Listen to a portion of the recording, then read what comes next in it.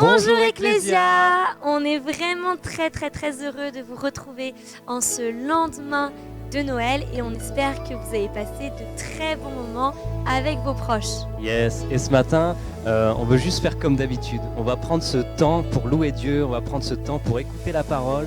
Et c'est comme un dimanche comme tous les autres, sauf que pour une fois, on le vit tous, chacun chez soi. Et on veut juste te souhaiter la bienvenue si tu nous rejoins. Et on t'invite à nous mettre dans le chat un bon petit commentaire en disant Joyeux Noël, ou on est là, on est ensemble, on regarde ce culte en famille. Et ce culte du 26, on vous a préparé vraiment de belles choses. Alors déjà, on veut remercier Kevin Fleury et Daniel Espinouz qui nous ont rejoints pour ce temps de louange, le premier après Noël. Et on espère vraiment que vous allez vivre de bons moments tous ensemble, connectés à distance pour ce dimanche 26. Yes, alors installe-toi, on va vivre ce temps de louange ensemble, prépare-toi même spirituellement à dire Seigneur, je veux te remercier ce matin. Et que dans ce premier chant qui nous dit à l'agneau de Dieu, on veut juste rendre gloire, peu importe ce qui arrive, peu importe ce qui est arrivé, on veut juste répandre nos cœurs devant Dieu et de se dire Seigneur, tu es le seul qui est digne d'être loué. On vous laisse avec cette louange.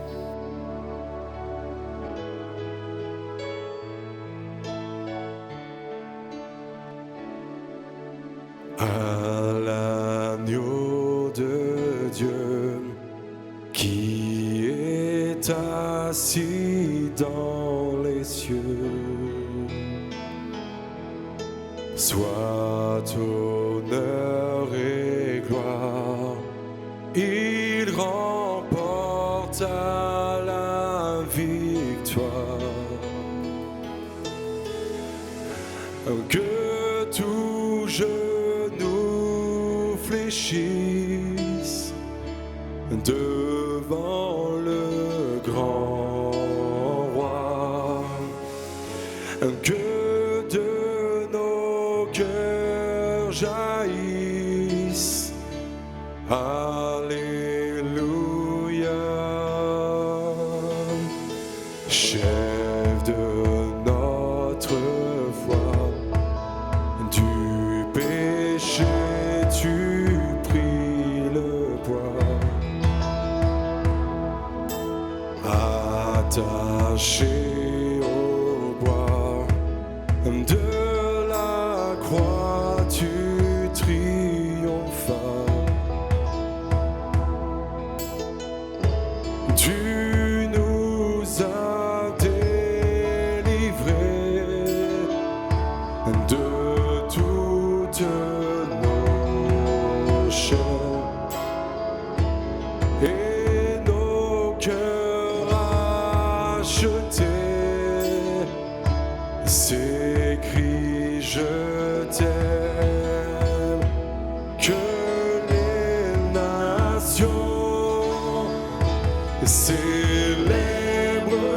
le plus beau des noms.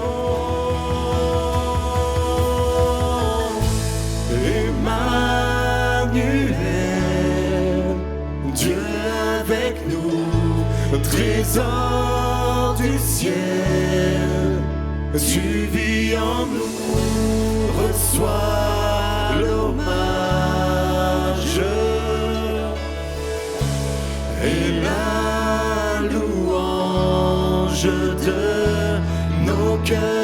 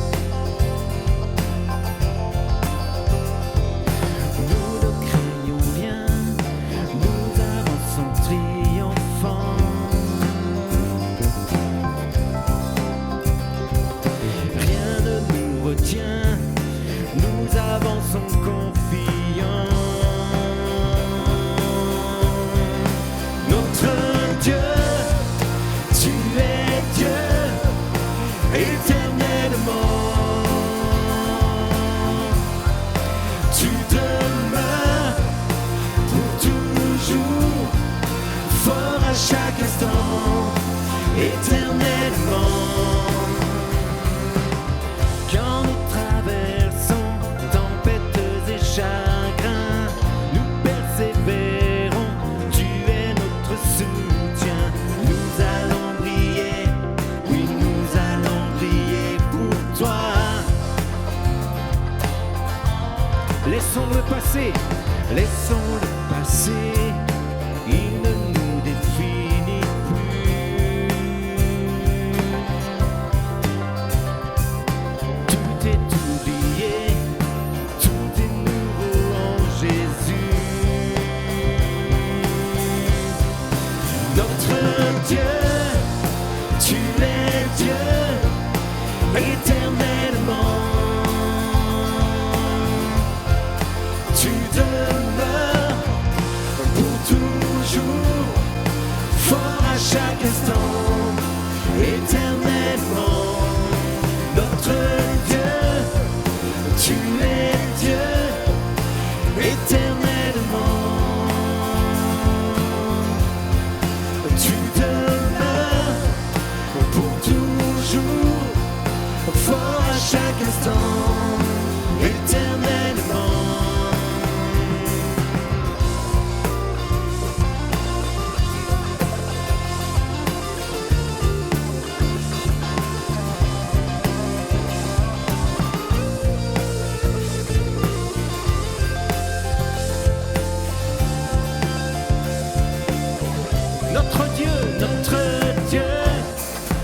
tu es Dieu, éternellement. Tu demeures pour toujours, fort à chaque instant, éternellement. Notre Dieu, tu es Dieu, éternellement. Tu demeures pour toujours, fort à chaque instant, éternellement. Jésus, tu seras notre seul Dieu. Nous fixerons nos yeux sur toi. Jésus, tu seras notre seul Dieu. Nous n'aurons d'autre Dieu que toi. Jésus, tu seras notre seul Dieu. Nous fixerons nos yeux sur toi. Jésus, tu seras notre seul Dieu. Nous n'aurons d'autre Dieu que toi.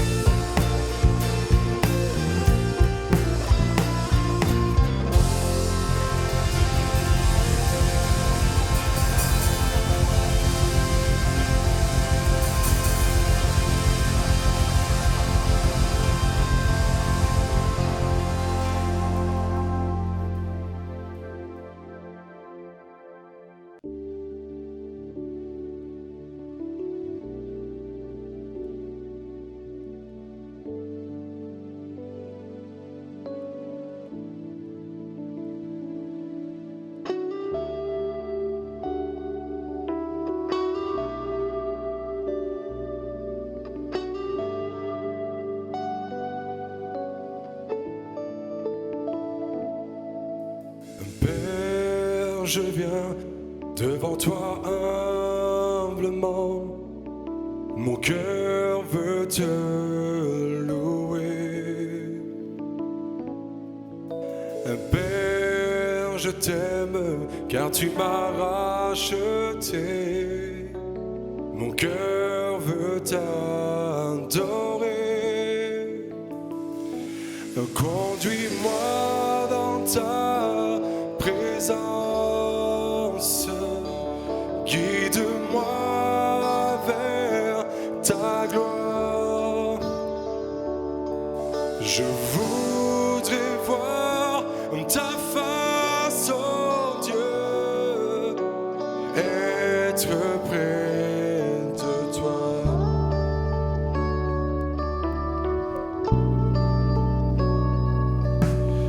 Père, je viens devant toi humblement. Mon cœur veut te louer. Père, je t'aime car tu m'as racheté. Mon cœur veut t'adorer. Conduis-moi dans ta présence. Guide-moi vers ta gloire. Je voudrais voir ta face, oh Dieu, être près de toi. Conduis-moi dans ta présence. Guide-moi vers ta gloire. Je voudrais voir ta face, oh Dieu, être près de toi.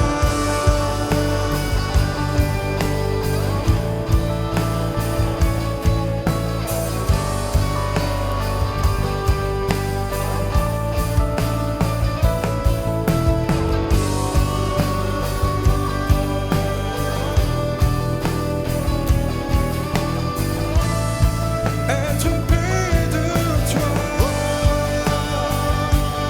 Jésus. Être près de toi, être près de Jésus.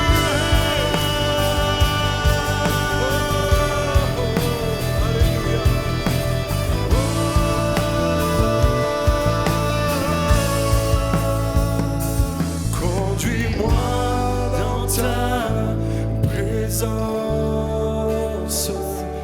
Guide-moi vers ta gloire. Je voudrais voir ta face, oh Dieu, être près de toi.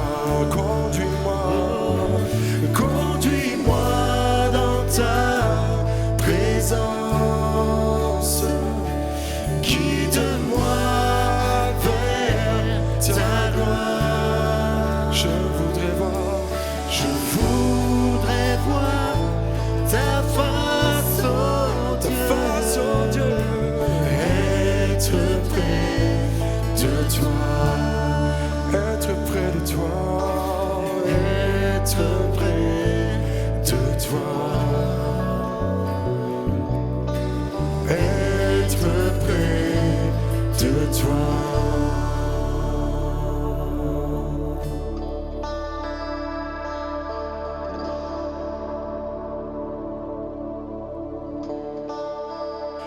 Vers toi, Seigneur, j'élève ma voix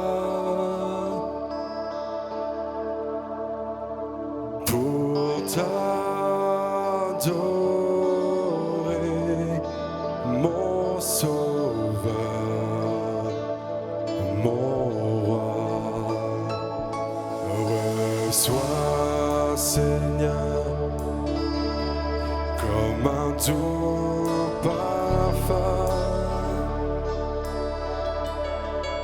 l'amour et le chant de mon cœur reconnaissant. Vers toi, Seigneur, vers toi, Seigneur, j'élève ma voix pour t'adorer, pour t'adorer, mon Sauveur, mon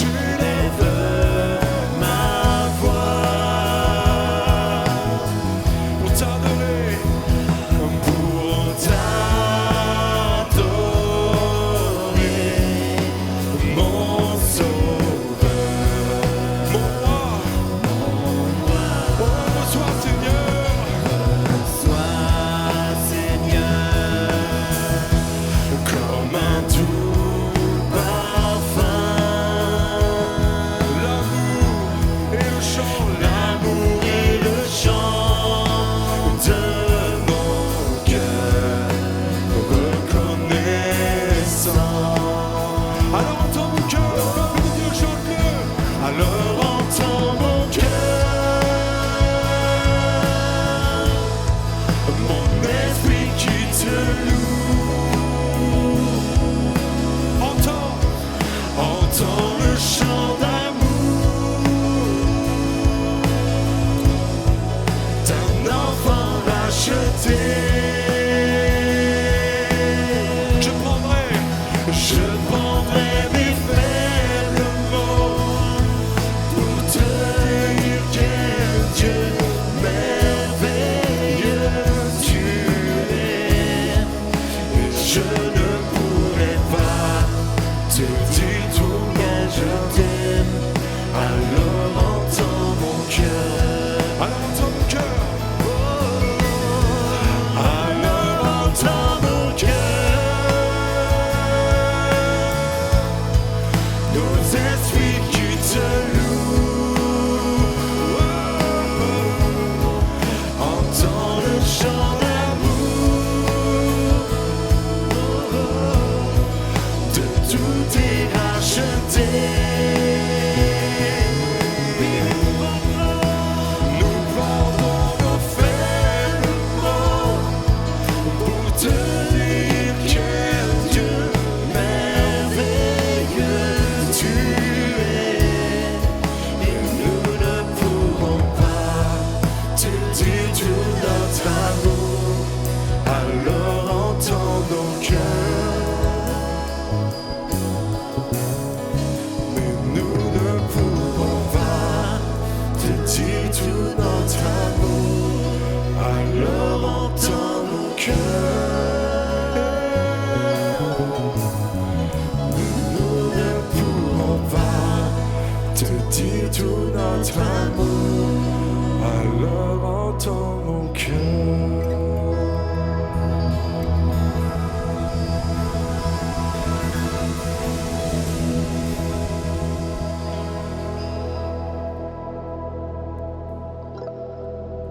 Seigneur, nous voulons te prier, nous voulons te remercier pour cette matinée. Nous nous retrouvons autour de ta parole. Merci pour ton Saint-Esprit, merci pour ta grâce. Seigneur, c'est une joie de pouvoir entendre, Seigneur Jésus, le Logos de Dieu au travers de ces instants. Alors, bénis-les, bénis ces moments, bénis les frères et sœurs qui sont là, Seigneur Jésus, en famille, dans leur foyer, que tu les renouvelles, que tu les bénisses au travers de ce message. Seigneur, que ton nom soit béni dans le précieux et dans le beau nom de notre Sauveur. Amen. Frères et sœurs, c'est une joie de pouvoir me retrouver avec vous ce matin et de pouvoir vous partager la parole de Dieu. J'espère que vous avez passé un excellent Noël, un joyeux Noël.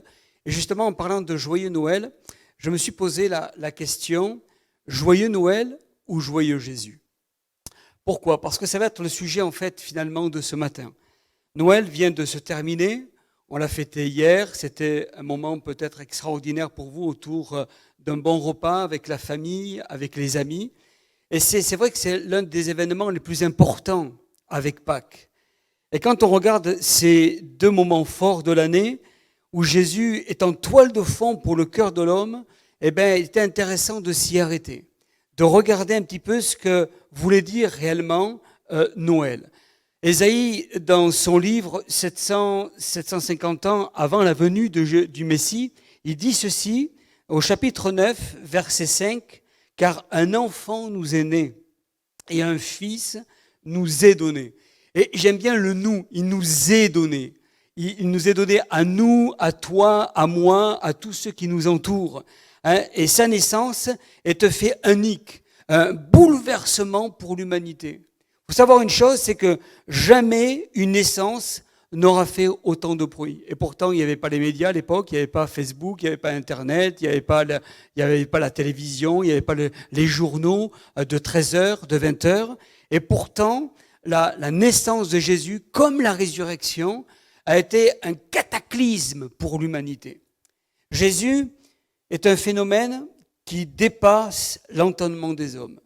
Et c'est pour ça que je voudrais m'y arrêter et se poser la question, est-ce que c'est un joyeux Noël ou un joyeux Jésus? Jésus ne laisse personne indifférent, je l'ai dit, certains le haïssent, d'autres l'adorent, et pas suffisamment malheureusement. Et puis vous avez une grande majorité qui se retrouve comme dérangés, dans un certain malaise. Vous savez, quand vous vous retrouvez en famille, on peut parler de Dieu, on peut parler de Jésus, on peut parler de la religion, mais dès qu'on commence à parler de Jésus, il y a comme une crainte, vous voyez, on se sent mal, on se sent pas très bien quand on parle de Jésus. Pourquoi ? Parce que Jésus dérange. Déjà, à l'époque, le roi Hérode avait peur de cet enfant. Il avait peur de cet enfant et il va commettre un massacre les plus horribles, puisqu'il nous est dit dans Matthieu, et c'est Matthieu qui le relate au chapitre 2, verset 16, il a envoyé à tuer tous les enfants de 2 ans et au-dessous qui étaient à Bethléem et dans tout son territoire. Tous les enfants de Bethléem et du territoire de la contrée de Bethléem ont été tués de 2 ans et en dessous. Un vrai massacre. Pourquoi ? Parce que Hérode avait peur de cet enfant, avait peur de ce bébé, avait peur qu'il vienne prendre finalement son trône. Et aujourd'hui, rien de nouveau sous le soleil en fait. D'une autre manière finalement. Un journaliste a écrit une manchette dans un journal et a dit « Qui a peur du petit Jésus ?» C'est très intéressant. Pourquoi ? Parce que pourquoi parler de peur puisqu'il est petit ? En fait, dans sa question, on sent qu'il y a une crainte. Dans sa question, il y a un malaise finalement. Les médias ne parlent jamais de naissance de Jésus, du christianisme à Noël, jamais, jamais, jamais. On va parler de repas, on va parler de famille, on va parler de cadeaux, mais on ne parle pas de Jésus. Aujourd'hui, les médias ont occulté, je dirais étouffé le nom de Jésus à Noël. Et dans certaines villes, on ne parle plus de marché de Noël, mais marché d'hiver. Récemment, j'ai entendu dans les médias, on voulait mettre à la place de Joyeux Noël, Fantastique Décembre. Alors on s'aperçoit qu'on est vraiment dans un monde aujourd'hui qui est dérangé par ce Jésus, par ce Sauveur. Même dans les mairies, on a retiré les crèches. On s'aperçoit même dans certaines choses que dans les grandes surfaces, on a retiré les crèches de vente dans les supermarchés pour éviter d'offenser certaines communautés. Il n'y a pas de place pour Jésus dans cette société. Et moi, ça me fait penser à un texte dans Luc chapitre 2, verset 7, qu'il n'y avait pas de place pour lui dans l'hôtellerie. Vous voyez ? Jésus, on ne va pas le mettre à sa place. Et en tout temps, on l'a mis de côté. Et pourtant, il est toujours là. Pourtant, il prend beaucoup plus de place que ce qu'on pourrait croire. Mais il a été directement mis à l'étable parce qu'il dérangeait. Tenez, l'étable. L'étable, c'est un endroit où il y a plein d'odeurs, d'insectes. L'hygiène est quasiment nulle. Un endroit peu propice pour accueillir un nouveau-né. Je dirais que même les services sanitaires seraient horrifiés de mettre un enfant, un bébé, à la naissance dans une étable. On condamnerait les parents pour maltraitance. Et on s'aperçoit que finalement, on a toujours fait ça avec Jésus. C'est-à-dire qu'à sa naissance, Jésus est mis au rang des animaux. À sa mort, il est mis au rang des malfaiteurs. Mais au final, il est le roi des rois, le Seigneur des seigneurs. C'est ça, Jésus. En fait, c'est ça, Noël. Il est le roi des rois, le Seigneur des seigneurs. Et plus on va le rejeter dans la société, plus il va prendre de la place. En filigrane, il va prendre du relief dans le cœur des hommes. Alors, joyeux Noël ou joyeux Jésus ? Vous savez, dans les médias, on dirait de lui que c'est un agitateur, un polémiste, un fauteur de troubles. On dirait de lui que c'est vraiment quelqu'un qui vient mettre vraiment le bazar. Mais écoutez-moi bien. Dans la plupart des procès, les gens sont jugés pour ce qu'ils ont fait. Vous êtes d'accord avec moi ? Mais là, Jésus, il est jugé pour ce qu'il est. Pour ce qu'il est. Parce que si on devait le juger pour ce qu'il a fait, il a guéri les malades, il a fait voir les aveugles, il a fait entendre les sourds, il a ressuscité les morts, il a apporté la vie là où il y avait la mort, il a apporté la joie là où il y avait la tristesse, il a apporté la paix là où il y avait le trouble, il a toujours apporté... On ne pouvait pas juger sur les faits, on l'a jugé pour ce qu'il était. Et Jésus est jugé pour ce qu'il est. Et c'est ça Noël en fait. Le monde baigne dans la violence, la haine, la méchanceté, l'indifférence. Et les hommes disent, mais que fait Jésus ? Oui, que fait Jésus ? Et Dieu de leur parler, il dit ceci, mais qu'avez-vous fait de Jésus? Qu'avez-vous fait de Jésus à l'école? Vous avez préféré Harry Potter? Qu'avez-vous fait de Jésus dans les lieux publics? Qu'avez-vous fait de Jésus dans l'institution française? Qu'avez-vous fait de Jésus dans le marché de Noël? Dans les lieux publics? Dans les mairies? Dans les conseils régionaux? Au Sénat? À l'Élysée? Qu'est-ce que vous avez fait de Jésus? Je dirais même dans certaines églises où Jésus a complètement disparu. On a dilué le message de Jésus. Parce que Jésus dérange. On ne veut pas froisser les nouvelles personnes qui viennent à l'église. C'est ce qui se passe malheureusement aujourd'hui dans certaines communautés, dans certaines églises. On ne parle plus de Jésus. Parce que Jésus touche les consciences. Et Noël est là pour toucher la conscience et le cœur des hommes. Alors, on le rejette de la société en l'accusant en même temps d'être absent de cette société. Incroyable.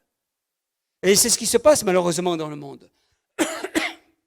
Le christianisme a de cela d'unique, c'est la seule croyance qui célèbre la naissance de leur Dieu. Il n'y a aucune religion, aucune tradition, aucune croyance qui célèbre annuellement la naissance de Jésus. Et nous, depuis 2000 ans, on fait ça.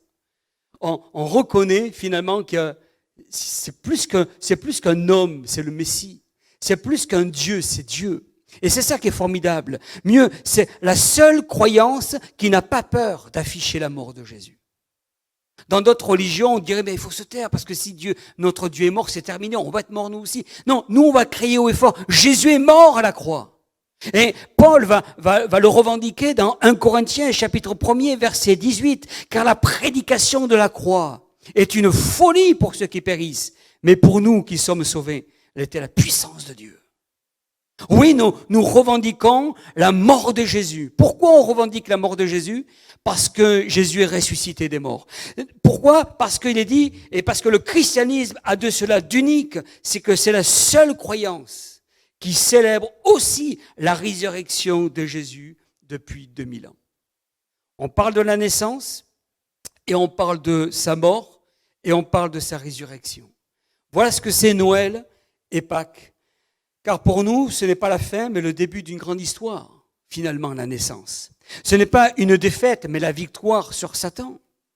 Où déjà Hérode, dès le départ, a voulu disqualifier, au travers, finalement, c'est Satan qui a voulu essayer d'influencer Hérode, a voulu disqualifier Jésus, il n'est pas arrivé. Alors il a essayé après, à la croix, il a essayé de disqualifier Jésus, il n'est pas arrivé. Parce que certes, il est mort, et c'est vrai qu'il est bien mort, il est ressuscité le 3e jour. Et c'est ça qui est formidable avec Jésus-Christ. C'est ça Noël en fait. Noël, c'est plus que des cadeaux, c'est un cadeau. C'est le cadeau divin pour ta vie. Et c'est pour ça que nous avons besoin vraiment de saisir la pensée, la parole de Jésus dans notre vie. Pourquoi? Parce que Jésus n'est pas un mythe, mais un maître. Jésus n'est pas un Dieu, il est Dieu. Jésus n'est pas une relique, mais la réalité. Jésus n'est pas une religion, mais la révélation. Et plus que cela, la relation. Jésus n'est pas mort, mais il est vivant. En fait, il est Dieu tout simplement. Un journaliste a écrit ceci de très intéressant. Il a dit, si l'on gratte et si l'on va au fond du fond, il y a une raison à tout cela, une raison incompatible avec la neutralité du service public, c'est la joie de la naissance de Jésus. En fait, c'est une joie, la naissance de Jésus. Noël, c'est une joie. C'est vrai qu'on est dans un monde de folie où beaucoup de gens pleurent à ce moment-là. Beaucoup de gens sont seuls. Peut-être que tu es seul derrière ton écran. Mais Jésus est venu pour apporter la joie là où il y a les pleurs, justement. Il est dit ceci de très intéressant, c'est l'ange qui va le déclarer. Dans Luc, au chapitre 2, versets 10 à 11, « N'ayez pas peur, je vous annonce une nouvelle qui sera pour tout le peuple le sujet d'une grande joie. Un sauveur nous est né. Aujourd'hui, dans la ville de David, c'est lui le Messie, le Seigneur. » Oui, il a dit ceci, c'est le sujet d'une grande joie, pas d'une joie, d'une grande joie. C'est-à-dire qu'il y a dû y avoir de l'allégresse de voir la naissance de ce Seigneur, de ce Sauveur. Et ça fait écho à ce verset que je vous ai lu tout à l'heure, qui a été prophétisé par Isaïe 750 ans avant sa venue. Et il est dit ceci, je vais aller à la suite de ce verset. Un enfant nous est né, un fils nous est donné, et la domination reposera sur son épaule. On l'appellera admirable, conseiller, Dieu puissant, Père éternel et Prince de la paix. Rien que ça. On s'aperçoit que finalement, Jésus a marqué au travers de qui il est. Et dans Jean 3,16, il a dit « Car Dieu a tant aimé le monde, qu'il a donné son Fils unique, afin que quiconque croit en lui ne périsse point, mais qu'il ait la vie éternelle. » Alors vous savez, on peut donner sans aimer, mais on ne peut pas aimer sans donner. Et Jésus a été donné à la croix pour qu'on puisse vraiment être rempli de sa grâce, de sa puissance, de sa bénédiction. Pourquoi ? Parce que Jésus nous a tant aimés qu'il a donné son Fils. Il nous l'a donné pour qu'on puisse être libérés, pour qu'on puisse vivre le Noël qui soit le nôtre en Christ avec le Seigneur. Noël, ce n'est pas l'absence de problème, mais c'est la présence de Jésus. Je le répète, Noël, ce n'est pas l'absence de problème, mais c'est la présence de Jésus. C'est ce Jésus qui est venu pour nous donner la vie là où il y a la mort. C'est ce Jésus qui est venu nous donner la paix là où il y a la tristesse. C'est ce Jésus qui est venu nous donner la joie là où il y a les larmes. Et peut-être que tu es en larmes. En larmes en ce jour de Noël, entre Noël et jour de l'an. Tu es en larmes parce que tu es seul, tu es en larmes parce que tu es face à la maladie, tu es en larmes parce que tu es face à des défis. Et Jésus voudrait te dire ce matin qu'il est là pour toi. Il est là pour ta vie. Il est là pour ton cœur. En fait, ce Noël, ce vrai Noël, c'est lui à la maison, lui avec toi. C'est ce qu'il a fait finalement quand il a demandé à Zachée de rentrer chez lui dans sa maison. Zachée le cherchait, il était sur cet arbre et Jésus lui a dit « Mais aujourd'hui, il faut que je demeure avec toi dans ta maison. » Et en fait, là, en rentrant dans la maison, c'était Noël. Noël, ça peut être en tout temps de l'année, c'est pas que le 25 décembre. C'est pas le jour où certains hommes ont défini ce jour-là. Déjà entre nous, Jésus n'est pas né le 25 décembre, on le sait tous. Au travers des Écritures, c'est aux environs du mois d'avril. C'est à peu près au niveau du mois d'avril. Mais voilà, on a voulu marquer le coup, mais finalement, Noël, c'est peut-être toute l'année. Parce que quand Jésus rentre dans une vie, quand Jésus rentre dans une maison, ça bouleverse, ça change, ça touche, ça transforme les cœurs, les vies des hommes, des femmes. Alors, ce que Jésus voudrait te dire, c'est qu'il est là pour te tendre la main et te dire, j'ai plus qu'un joyeux Noël, j'ai un joyeux Jésus. Et cela me fait penser à un témoignage. Témoignage de Marot. Elle pourra peut-être se reconnaître. C'est une amie qu'on connaît depuis de nombreuses années et que nous avons rencontrée à l'église de Paris Métropole. Et je me rappelle de ce témoignage qu'elle m'avait partagé et je voudrais vous le lire parce que je pense que vous allez vous y retrouver, ça c'est certain. Elle dit ceci, il y a quelques années, je détestais ma date de naissance. Ça s'appelle les aléas de l'adolescence. Mais avec le temps, j'ai appris que c'était aussi l'anniversaire de mes parents, un nouveau tournant dans leur vie. Tout le monde n'a pas cette grâce de devenir parent. Et à mes anniversaires, c'est moi qui offre un cadeau. Alléluia, à mes parents. En fait, pour nous parents, quand nos enfants, c'est leur date d'anniversaire, eh ben c'est aussi notre anniversaire. C'était un cadeau qui est venu au monde. Et ce cadeau, pour moi, c'est Jonathan, Christopher, ce sont nos fils. Et ça, c'est pour nous un des plus beaux cadeaux que nous ayons eu sur cette terre avec mon épouse. Eh bien, Jésus, c'est pareil. C'est le cadeau qui est né pour toi. C'est le cadeau de Dieu pour ta vie.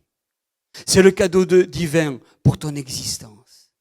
Il veut vraiment te faire réaliser combien ce Jésus est quelqu'un d'exceptionnel, d'extraordinaire. Et je voudrais terminer en conclusion avec le paradoxe de Jésus.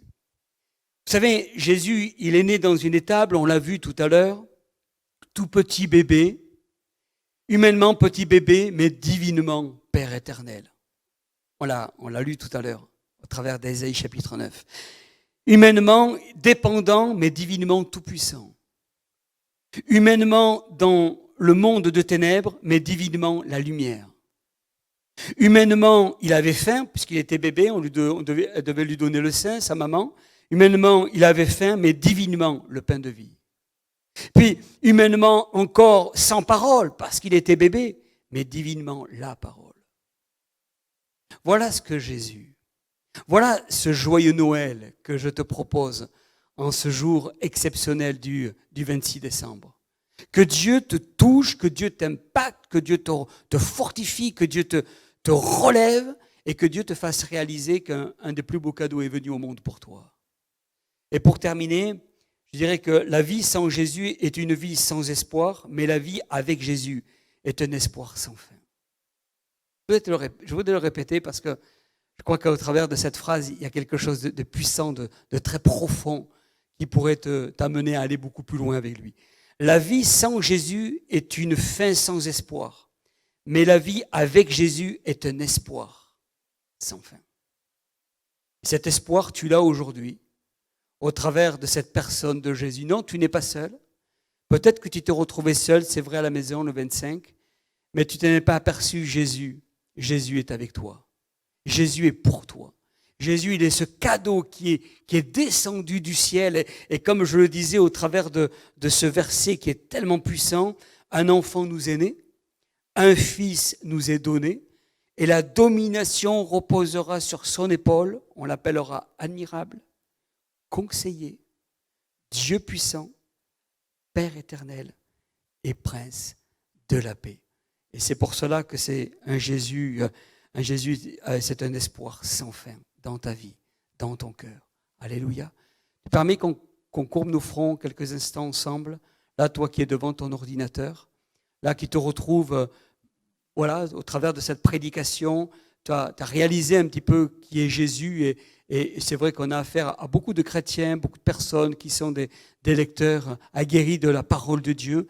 Mais vraiment saisir cette réalité que Noël, ce n'est pas une fête comme les autres. Ce n'est pas une simple naissance. C'est aussi quelque chose d'extraordinaire qui a bouleversé l'humanité. Alors on va prier ensemble. Seigneur, je veux te prier pour mes frères, mes sœurs, ces amis qui sont là derrière leurs écrans. Te demander de poser ta main sur leur cœur, dans leur vie. Demander vraiment de les saturer de ton Saint-Esprit. Seigneur, tu vois les défis qui sont les leurs. Tu vois, Seigneur, peut-être les souffrances, les blessures. Tu vois, Seigneur Jésus, l'adversité qui est là, Seigneur Jésus, devant eux. Mais aussi une chose, c'est que la vie sans Jésus est une vie sans espoir. Mais c'est vrai que la vie avec Jésus est un espoir sans fin. C'est un espoir sans fin pour ceux et celles qui sont là devant leur écran. Oui, mon frère, ma sœur, mon ami, toi qui es devant l'écran, toi qui entends ce message, Jésus est un espoir sans fin. Il n'y a pas de limite, il n'y a pas de date de péremption, il n'y a pas d'arrêt. Avec Jésus, c'est une bénédiction sur bénédiction, espoir sur espoir, grâce sur grâce. Avec Jésus, il y a quelque chose de particulier qui prend place maintenant au plus profond de ton cœur. Je voudrais que tu puisses rentrer en toi-même et réaliser ce matin combien Jésus est le cadeau de Dieu pour toi, pour ta vie. C'est plus qu'un repas, c'est plus que la communion fraternelle, c'est vraiment le divin, le roi des rois, le Seigneur des seigneurs, qui vient frapper à la porte de ton cœur et te dire « Ne crains point, je suis le cadeau pour cette année 2022. Je suis celui qui va te prendre par la main. Je t'ai gardé, je t'ai soutenu, j'ai pris soin de toi, mais je suis le cadeau pour toi parce que tu es le cadeau de Dieu aux yeux du Père. » Mon frère, ma sœur, tu es ce cadeau de Dieu. Tu es ce cadeau divin pour le Père Céleste parce que Dieu t'aime. Parce que ton Père Céleste t'aime. qu'il a donné son Fils, afin que tu puisses croire et que tu aies la vie éternelle. Au nom de Jésus. Amen. Que Dieu vous bénisse et que vous puissiez vraiment embrasser cette parole, puissiez la serrer dans votre cœur, parce que le Seigneur n'en a pas fini avec vous. Bonne journée. Merci Pasteur Didier pour ce message. On espère que de chez toi, tu as pu être encouragé et béni par les mots qu'il nous a apportés. Voici quelques annonces concernant la vie d'église. Ce mardi, il n'y aura pas de réunion, pas de connect.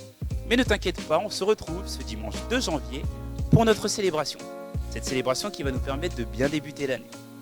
Il ne me reste plus qu'à te souhaiter un très bon réveillon et une très bonne année. À dimanche!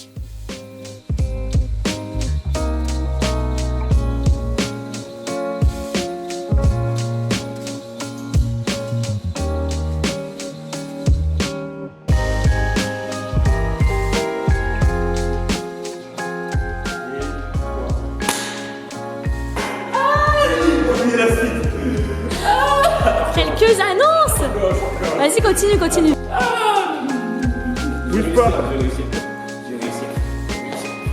Bon, allez, tu dis vous tout le temps. C'est mieux.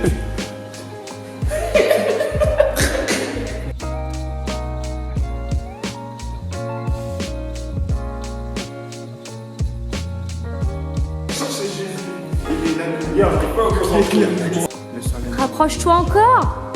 Mais encore. Ouais, trop grand.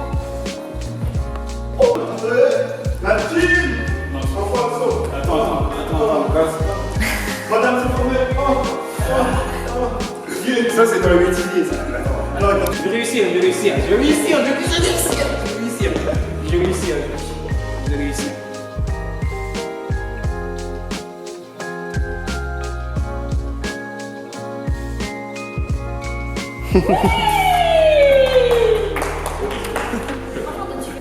Voilà, bon, ok.